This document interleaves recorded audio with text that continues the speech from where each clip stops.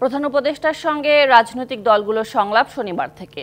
উপস্থিত থাকবেন উপদেষ্টারাও, তবে আলোচনায় কারা অংশ নেবেন তা এখনও ঠিক হয়নি বলে জানিয়েছেন প্রধান উপদেষ্টার প্রেস সচিব শফিকুল আলম। সন্ধ্যায় ফরেন সার্ভিস একাডেমিতে সংবাদ সম্মেলনে তিনি বলেন, আলোচনার মুখ্য বিষয় হবে কমিশনগুলোর কাজের অগ্রগতি সম্পর্কে অবহিত করা।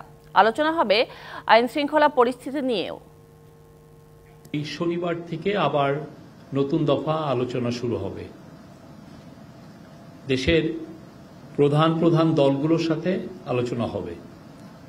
তো এখানে মুখ্য বিষয় হবে